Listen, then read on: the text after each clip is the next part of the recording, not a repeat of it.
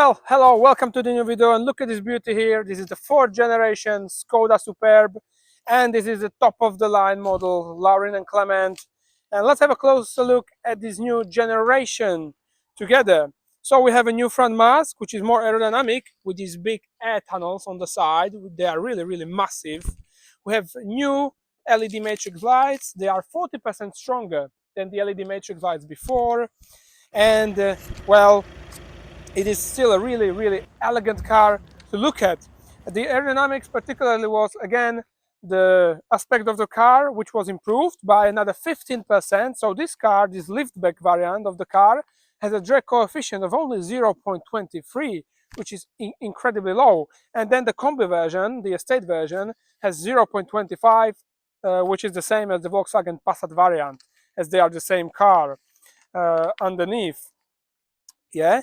So yeah, let's have a look at the wheels. So here we have a 19-inch wheel with the tires of 235/40 R19. It's a really nice, elegant looking wheel. And in terms of suspension, we of course are running McPherson strut at the front with a really decent amount of positive caster geometry of it in the front, which is important because the car has the conception which is such that the driver is not sitting really that far from the front wheels. It is somewhere in the middle of the wheelbase, or maybe even in front of the middle of the wheelbase. But it has to be, because Superb was never about the drivability of the car, but more about the space in the rear and massive boot for the family, and also being a really elegant car to drive for the meetings and such. On this side we also have the fuel tank, 66-liter fuel tank, which is really good for long distances. And then if I was talking about the aerodynamics, so I really love the silhouette of the car, and I love the aerodynamics. I love this part of the boot that is not straight, but it's going down and leading the air down, which is pretty cool. And then here we are at the rear of the car, a more compact lights than in the previous generation. Of course, all of the top equipment levels of the Superb now run 4x4, so all-wheel drive. So that's pretty cool. And let's have a look into the boot. Still the liftback type of opening. I have some things in here, but it's still a massive boot. 645 liters in capacity, which is 20 liters more than before, and over 1700 if we fold down the rear seats. And it's a really nice and practical boot with additional space on the side. 12-volt socket here, strong light in the night. Yeah, so fantastic for the family. I would argue you don't really even need the combi, the estate version, because this is incredibly practical. And as it's a Superb, it's sort of a limousine. Let's have a look in the rear. And this is amazing. This is what everybody loves about the Skoda Superb. Insane amount of space in the rear. Look at this for the knee. Look at this for the feet, and the seat is in its lowest position. And also for the head, incredibly big amount of space. And then in terms of comfort, well, I have two USB-C connectors for charging, air ventilation, separate air conditioning unit. I have heated seats in the rear. This armrest, well, this leather armrest with cup holders, and also a load-through access. Strong LED light, a really big door bin for a 1.5 liter bottle, and the sunshade here in the window. Really nice trim, wood trim here. It's a really nice place to be, the Skoda Superb. It's a really nice place to travel. It's going to be really comfortable for the rear passengers. And the last thing, let's have a look at the engine. And here you can see the new interior, which is more minimalist. We have the nice wood trim, and yeah, it's a lovely place to be in. All right, and under the bonnet of this beauty, what we have here in this tested car is a 2-liter diesel, probably the engine that is going to be sold the most with this car, although it is not my personal choice for this car. I would choose the 2-liter petrol engine, but it's a 2-liter diesel.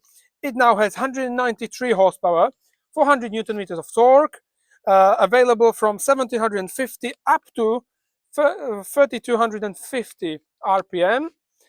So that's actually quite a wide range in which you can use the torque of this diesel engine. So that's quite nice. and we have the dynamics of 7.5 seconds to 100 kilometers per hour and a top speed of 238 kilometers. All-wheel drive, 7-speed DSG transmission, I think it was, and we have the new SCR technology. This diesel now is more efficient than ever. And now here in the engine bay, you can see it lies well ahead of the front axle, which is important for the weight distribution, and this heavy engine is actually making the car quite understeery. You have to have big battery as it's a diesel. So yeah, but probably most of the families will buy this engine. Now the last thing that I forgot, but we need to have a look, is the suspension geometry. Well, the geometry of the wheels, not the suspension geometry. It's one of the problems that I've seen maybe that could be improved, and to further enhance the driving characteristic of the car. And if you come here with me, so this car is running more negative camber at the rear wheels than at the front wheels, and also quite a big amount of towing, which is important with this car, because when you have understeer at the front, you then have the towing to rotate the car mid-corner. So this is nice, but yeah, the car still understeers quite a bit, and the reason for that is that it needs a more negative camber at the front wheels. So that would help it negate this early coming of understeer when you're cornering. Yeah, but let me tell you more about the driving on the road. So let's take a car further down the road and let's drive it. Oh, well, hello and welcome inside the 4th generation of Skoda Superb. And well, it's a new one, and the interior is a new one as well. And I have to say, from using the car, I really do like the interior. I like it more than the previous generation, although the classicists, they will not maybe like it as much. So we have this new big, I think it's 13-inch screen. I think it was 13-inch. It's a really nice screen. Let me start up the car.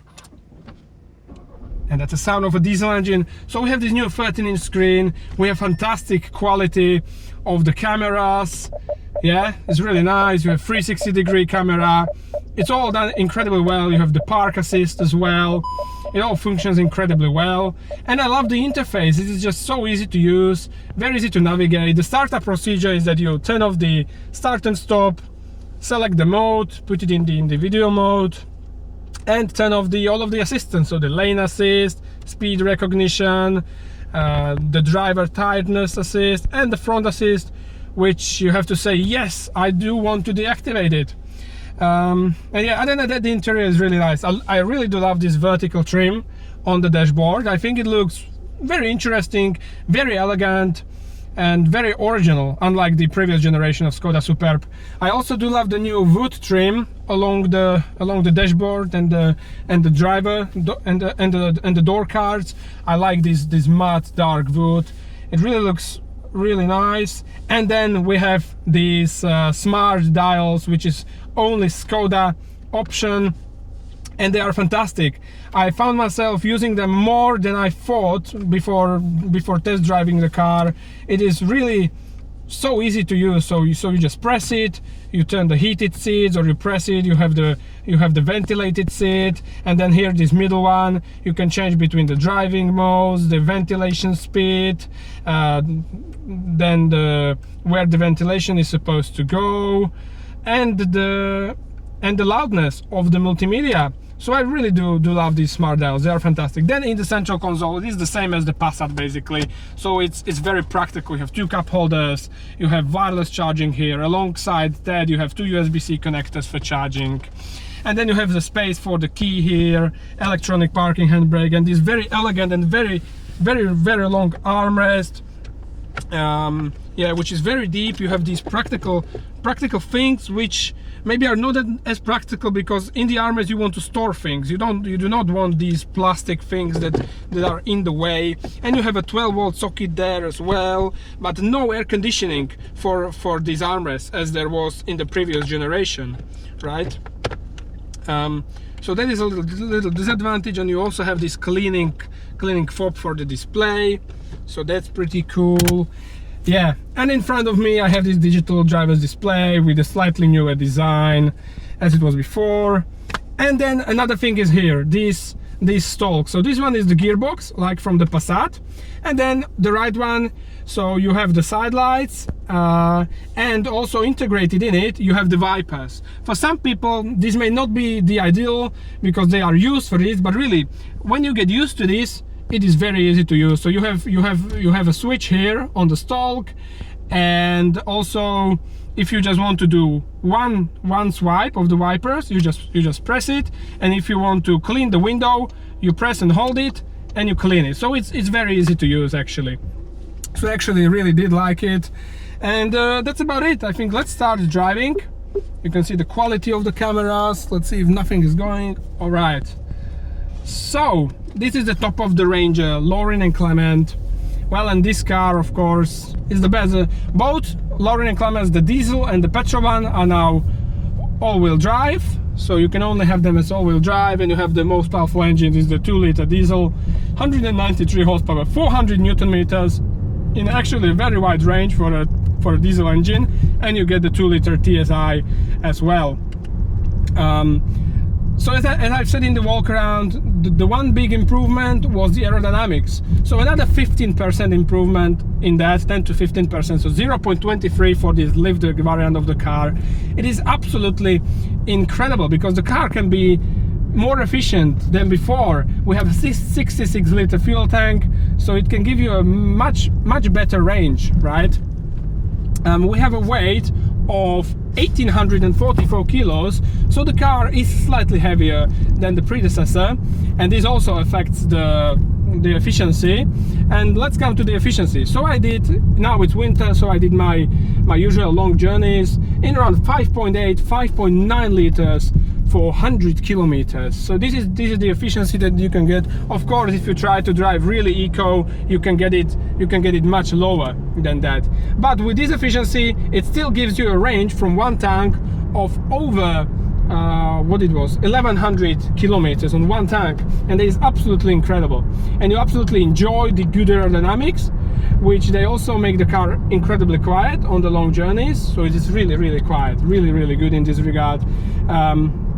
Yeah, I was very happy with it. Then another big new thing and big advantage and big improvement was in the suspension. So we have this DCC Plus suspension here, which is basically the DCC Pro from the Passat.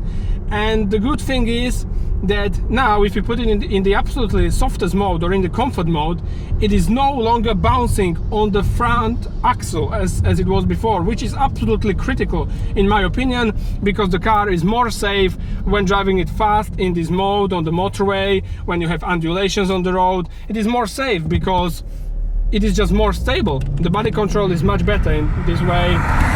So I really do love this, that they did this improvement. It was a really needed one. It was the thing that I always critiqued about the Superb, and now in this new generation it is no longer here. Then another thing, if you put it in the absolutely stiffest setting, well, it's really nice and sporty. It really reminds me of cars of like Mazda 6 and something. It's really nice, sporty. You can feel the car really well. You can feel the road. You have really good feedback, both from the steering wheel and from the seat as well. So that's pretty good. Then to the corners, well, the Superb was never a driver's car for the corners. We have a conception where I'm sitting quite close to the front wheels because there needs to be loads of space in the rear. And I have to say, this car was on the mountain path was really understeering, and this is down to only the geometry of the wheels. As we can see here, we're going fast into the corner, and yeah, the understeeriness comes really quite early, unlike in some other front-wheel drive cars with a really good conception. So the only thing that needs to be improved is the front geometry of the wheels, which they need more negative camber. Other than that, the setup of the suspension, the kinematics of the suspension are really good, because we have decent amount of positive caster, so the car tries to lean onto the outer rear wheel, but we have this heavy diesel engine in the front and not enough negative camber at the front wheels, so that's why the early understeer comes in to play. But despite that, it has become a really decent car, even for if you want to enjoy driving on the mountain paths, not only going in around meetings and driving kids around very comfortably. So yeah, very good in this respect. So yeah, I think these are the two most critical things that I wanted to say. Let's come to the likes and dislikes of the car. Well, in between the dislikes, I had a slight problems with the DSG transmission. It feels like it's slipping the clutch on the first two gears when you're setting off from the lights. So this was the small problem that I had. Yeah, but other than that, not really. I mean, they improved the things that in the past Superb were problematic. So I do quite like that. So the car now drives better, is more aerodynamic, more efficient, or basically the same efficiency because it has become slightly heavier, 1844 kilos. Yeah, but other than that, I mean, it's a really nice car to drive. Of course, not everybody might be a fan of the new design. The older car was more aggressive in terms of design. It had a wider stance to it. This one feels more subtle, more compact with smaller front and rear lights. So I think it's all about getting used to it. I actually do prefer this design, and particularly the interior design. I do prefer it much more than the previous generation of the Skoda Superb. Yeah, so pretty nice, this new Superb. And well, the last words to the new Skoda Superb is that I would say they improved what needed to be improved and kept the strong elements of the car, particularly the seating at the rear, the comfort at the rear, the massive boot, which is now even 20 liters bigger than in the predecessor, and still kept this charisma of the Superb as the incredible, efficient, mile-munching hero of the family or of the managers. So you can munch miles throughout the Europe in great comfort, in great quietness, and quite fast and efficiently with this car. So that's why I respect this car very much, and it's a lovely car for everyday use. So if you really want to spend money, and if you want the most amount of car for your money and the great comfort from it, the Superb is definitely a great way to go. And they improved it massively in terms of driving dynamics with this DCC Plus suspension. Yeah, so really great car. Well, so that is what I have to say about the new Superb. Well, if you liked the video and found it useful, well, keep watching, keep subscribing, because more videos are coming on very soon, and I hope to see you in the very next video. In the meantime, take care of you and goodbye.